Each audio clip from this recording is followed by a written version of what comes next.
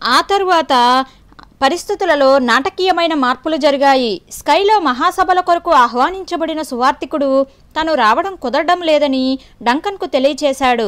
రాబోయే సెలవుల్లో ఒక పండుగ సందర్భంగా టూరిస్టు శాఖ వారు లూయిస్లోని మొత్తం హోటళ్లన్నీ బుక్ చేసుకున్నారు. సభలకు వచ్చేవారికి వసతి కల్పించలేని పరిస్థితి ఏర్పడింది. ఈ ప్రతికూలతలన్నీ దేవుని నడిపింపుగా భావించి ప్రస్తుతం ఏ బాధ్యతలు లేనందున లూయిస్ నుంచి వచ్చిన ఆహ్వానాన్ని అంగీకరించి మరో 2 వారాల్లో లూయిస్లో ఉన్నాడు డంకన్. వేరే ఉద్దేశంతో లూయిస్కి వచ్చాడు.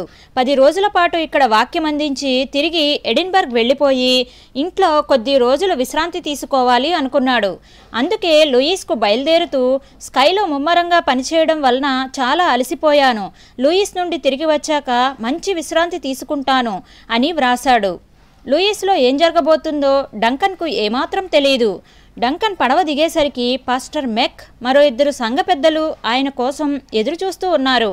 డంకన్ మొహంలో అలసట కొట్టొచ్చినట్లు కనబడుతుంటే ఈయన అసలు నిలబడి ప్రసంగం చెయ్యగలడా అనే అనుమానం వచ్చింది వారికి. కుశల ప్రశ్నలు అయ్యాక, క్యాంబెల్ గారు, మీరు దేవునితో నడుస్తున్నారా అని ఒక సంఘ పెద్ద అడిగాడు. అది ఏమో కానీ నేను మాత్రం దేవునికి భయపడి జీవించే వ్యక్తిని అన్నాడు డంకన్. బర్వాస్ గ్రామంలో తను కలుసుకున్న వారిని చూసి వారు దేవునికి సన్నిహితంగా జీవిస్తున్న వారని, ఆత్మలో ఉన్నతమైన మెట్టులో ఉన్నవారని వెంటనే గ్రహించాడు. మరుసటి రోజు ఆ గ్రామ వీధుల్లో నడుస్తుంటే ఉజ్జీవం వచ్చేసిందని, దేవుడు అప్పటికే కార్యం చేస్తున్నాడని, ఆ ఉజ్జీవంలో పాలు పంచుకునే భాగ్యం తనకు ఇవ్వబడిందని గ్రహించాడు డంకన్.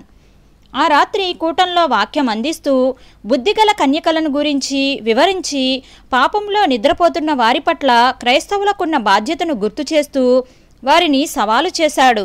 అగ్ని రగులుతున్నట్లుగా ఒక సంఘ పెద్దకు అనిపించింది. కూటం ముగిశాక అతను ఇంటికి వెళ్లడం మానేసి సముద్రపు ఒడ్డుకు వెళ్ళి తనను నూతనంగా దర్శించమని దేవునికి మొరపెట్టాడు. ఆ మరుసటి రాత్రి డంకన్ బుద్ధిలేని కన్యకలను గురించి ప్రసంగిస్తుంటే చర్చి అంతా ఒక విధమైన గంభీర వాతావరణంతో నిండిపోయింది. నిశ్శబ్ద వాతావరణంలో కూటం ముగిసింది. అందరూ బయటకు వెళ్ళాక డంకన్ వేదిక దిగి వస్తుంటే ఒక యువకుడైన సంఘ పెద్ద తన చెయ్యి పైకెత్తి గుండ్రంగా తిప్పుతూ, క్యాంబెల్ గారు, దేవుడిక్కడ ఉన్నాడు, ఆయన కార్యం చేయబోతున్నాడు, దేవుని రథచక్రాల శబ్దం వినబడుతున్నది అన్నాడు. అదే సమయంలో ఒక సంఘ పెద్ద లోపలికి వచ్చి, ఏం జరుగుతున్నదో వచ్చి చూడండి అన్నాడు. కూటం ముగించాక బయటకు వచ్చిన వాళ్ళెవ్వరూ ఇళ్లకు వెళ్ళలేదు. ఇంటికి వెళ్ళడానికి ఇష్టం లేక చర్చి బయటే నిలబడిపోయారు. ఇండ్లలో ఉన్నవారు కూడా తాము అంతకు ముందెన్నడూ ఎరుగని మానవాతీత శక్తి చేత ప్రేరేపించబడిన వారై చర్చి దగ్గరకు వచ్చారు. అందరి ముఖంలోనూ వేదన ప్రస్ఫుటంగా కనిపిస్తున్నది. అకస్మాత్తుగా చర్చిలో నుండి నిశ్శబ్దాన్ని చీల్చుకుంటూ ఒక కేక వినిపించింది. ఒక యువకుడు తన స్నేహితుని రక్షణ కొరకు ప్రార్థన చేస్తూ భరించలేని దుఃఖంతో నేల మీద పడి ఏడుస్తున్నాడు. దానితో బయట ఉన్న వారంతా లోపలికి వచ్చేశారు.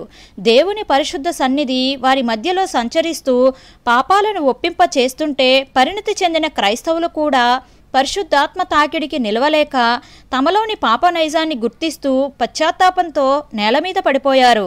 బలమైన వారు కూడా పాపభారంతో నేల మీద పడి కన్నీటితో దేవుని క్షమాపణ అడిగారు. మూలుగులతోనూ రోదనలతోనూ చర్చి నిండిపోయింది.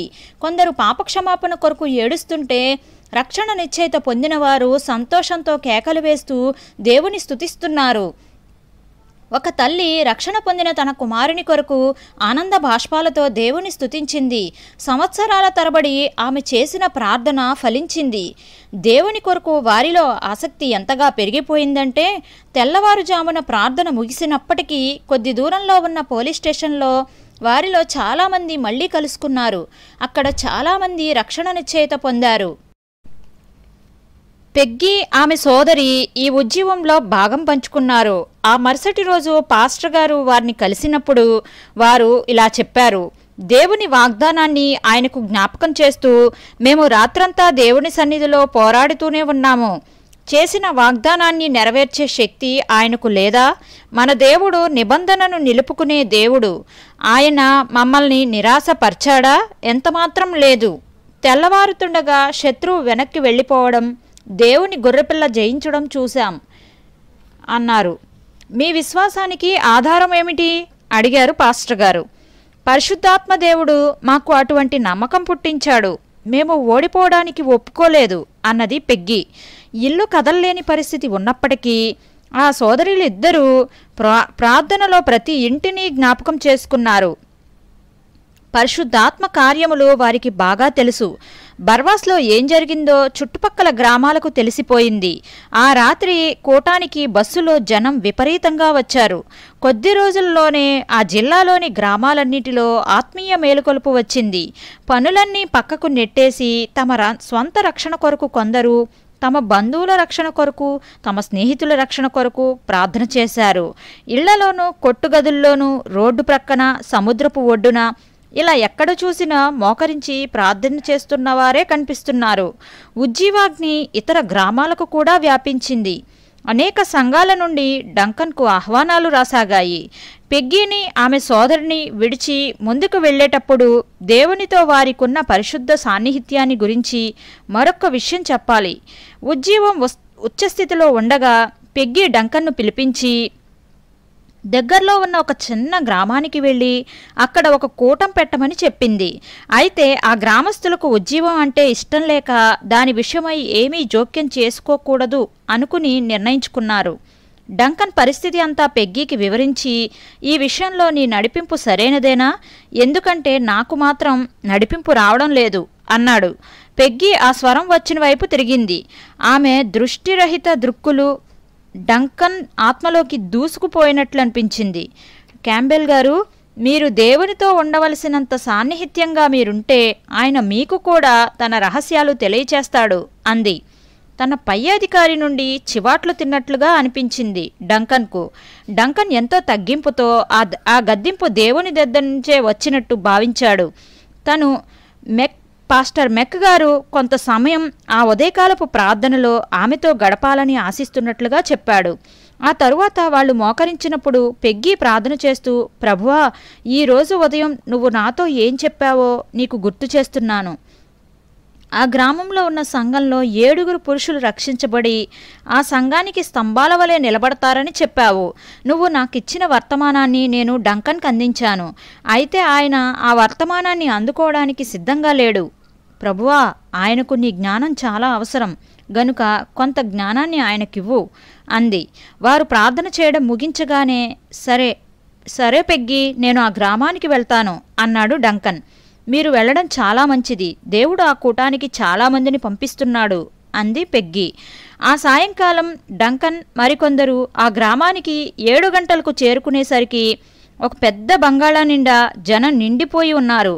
చాలామంది స్థలం లేక బయట నిలబడ్డారు. డంకన్ ఆ అజ్ఞాన కాలములను దేవుడు చూచి చూడనట్టుగా ఉండెను.